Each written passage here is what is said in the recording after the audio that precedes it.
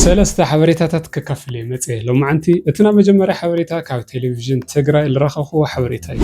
ቴሌቪዥን ትግራይ 30 ዝኾኑ ሰራሕተኛታት ስራሕ ጠጠው ናይ ምባል ኣድማ ክንገብር ኢና ኢሎም ሓደ ሕቶ ዝሓዘለ ደብዳቤ ላቤ ጽሕፈት ምምሕዳር ፕሬዝዳንት ጊዜያዊ ምምሕዳር ትግራይ ማለት እዩ ኣትዮም ኣለዉ ሓደ ደብዳቤ። እቲ ደብዳቤ እንታይ ብልምልከት እዩ እንታይ ትሕዝቶ ኣለዎ ክነግረኩም ና መጀመርያ ሓበሬታና እዩ።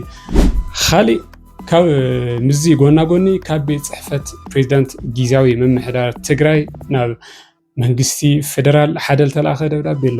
እቲ ደብዳቤ እንታይ ምንነት ዝሓዘ ደብዳቤ እዩ ክነግረኩም ፍላይ እዚ ዛዕባ እዚ ልብርክት ለሉ ስድራ ቀጥታዊ ምትእሳር ዘለዎ ልትንክፍ ሓበሬታ ስለለኾነ ክትከታተልዎ ኢኹም ኢለ ተስፋ ይገብር። ብተመሳሳሊ ናፍቱ ብሳልሳይ ብርኪ እንሪኦ ሓበሬታ ክንሸግር ተለና ኣብዚ ሕዚ ግዜ ልፍዓተይ ተስፋ ብልብል ሽም ዝፍለጥ ብርሃነ ብሽሙ ጎፈንድሚ ተኸፊቱ ኣሎ።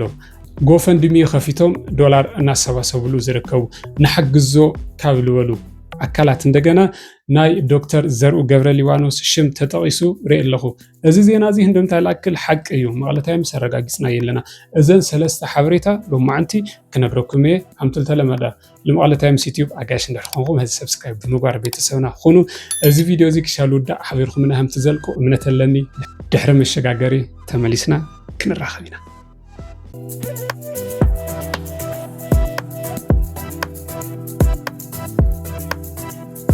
ገርም ሓቢርኩምኒ ስለለለኹም ብልቤ ለመስግን ተመሊስና ተራኺብና ናፍቲ ናይ መጀመርያ ሓበሬታ ክንሸግር ተለና ካብ ሰራሕተኛታት ቴሌቪዥን ትግራይ ዝረኸብኩ ሓበሬታ እዩ። እዚ ሓበሬታ እዚ ናብ ቤት ጽሕፈት ጊዜያዊ ምምሕዳር ክልል ትግራይ ፕሬዝዳንት ቤት ጽሕፈት ማለት እዩ ብቀጥታ ዝተጻሕፈ ደብዳቤ እዩ።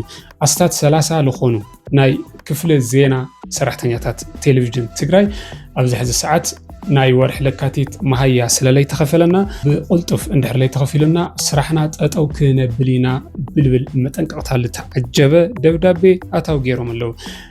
ከምቲ ዝፍለጥ ቴሌቪዥን ትግራይ ብቤት ጽሕፈት ጊዜያዊ ምምሕዳር ትግራይ ፕሬዝዳንት ዝኾኑ ጀነራል ታደሰ ወረደ ብቀጥታ ደብዳቤ ብልተጻሕፈ መሰረት ጋዜጠኛ ኣባዲ ገብረስላሴ ሹመኛ ናይቲ ቤት ጽሕፈት ክኾን ወይ ድማ ናይ ቴሌቪዥን ትግራይ ሹመኛ ክኾን ካብ ልንገር ክልተ ሰሙን ኣይመልእ።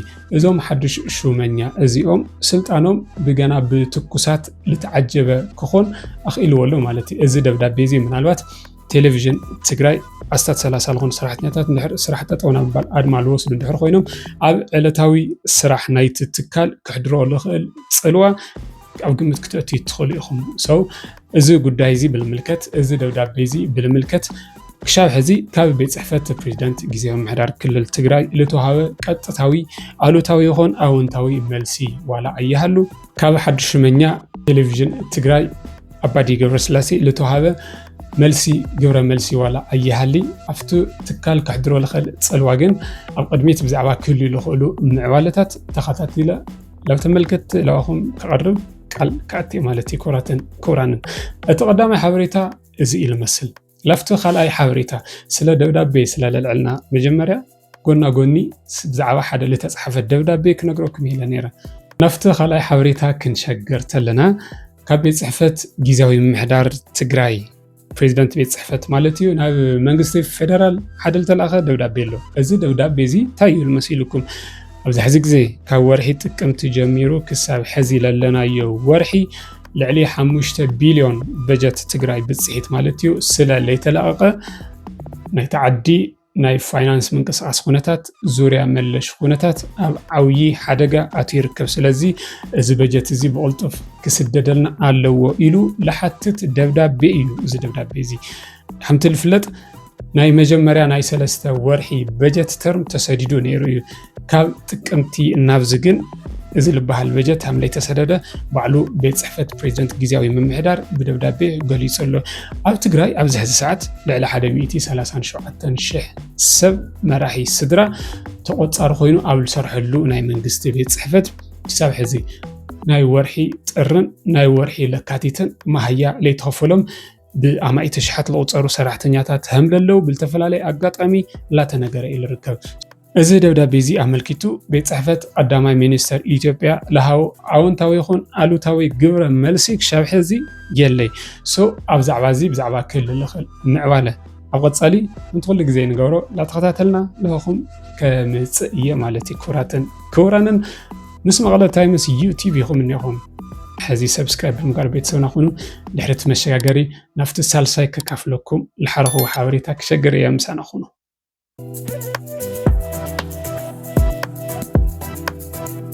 ተመሊስና ተራኺብና ብሳልሳይ ደረጃ እንሪኦ ጉዳይ ወይ ድማ ዝረኸብዎ ሓበሬታ ኣለኹም ከካፍሎ ዝመረፅኽዎ ጉዳይ እንታይ ይመስለኩም?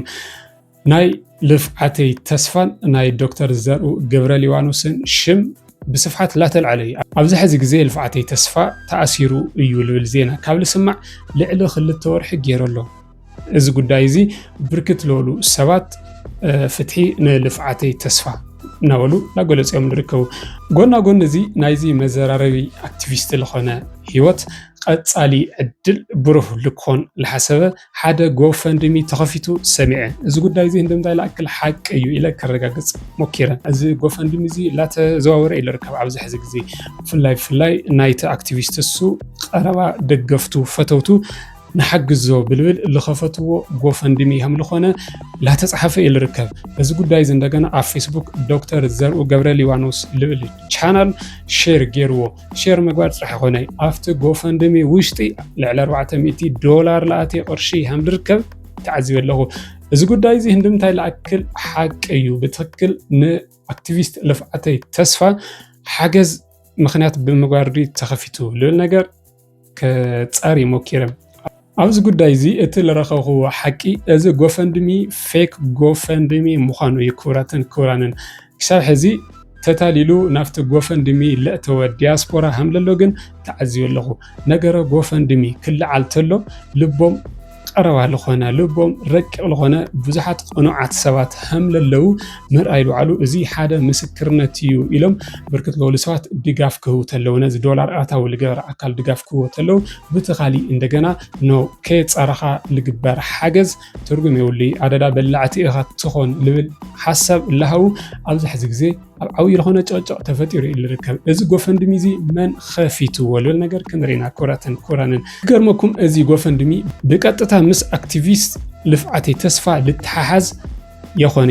ብተመሳሳሊ ኣብቲ ኣብ ፌስቡክ ዶክተር ዘርኡ ገብረሊባኖስ ብልብል ሽም ሼር ልተገበረ ሓግዝዎ ልብል ታይትል ዘለዎ ሼር ልተገበረ ፅሑፍ እንደገና ናይ ዶክተር ዘርኡ ገብረሊባኖስ ከም ዘይኮነ እንደገና ኣነ ባዕለይ ኣረጋጊፅ ኣለኹ።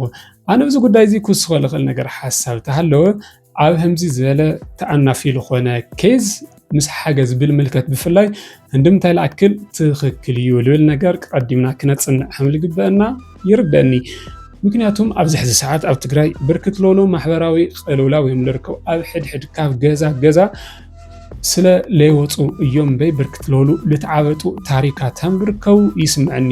እዞም ታሪካት ሶም ብገንዘባዊ ሓገዝ ምክንያት ክህነፁ ዝኽእሉ ናይ ስቃይ ታሪካት ምዃኖም እንደገና ኩለና ኣይንስሕቶም ይኹን ግን ብልኾነ ይኹን ብነኽብሮ ሽም ይኹን ብልኾነ ይኹን ኣካል ጎፈንድሚ ይኹን ወይ ሓገዝ ክሕተት ተሎ መጀመርያ እቲ ግለሰብ እዚ ጉዳይ እዚ ይፈልጦ ድዩ ብቀጥታ ምስኡ ልተሓሓዝ ድዩ ኢልና ደው ኢልና ክንሓስብ ኣለና። ተዘየለ ኣደዳ መጨረርቲ ኣደዳ በላዕተኛታት ክንኾን ንኽእል ኢና ልብል ምኽረይ ክሓውስ ይደሊ።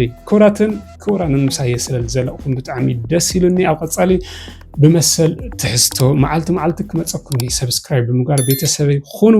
መቐለ ታይምስ ዩቲዩብ ቻናል ምሳኹም ፀኒሕና። ብሩኽ መዓልቲ ሰላም ኣብ መላእ ዓለም ለለና። ቻው ቻው።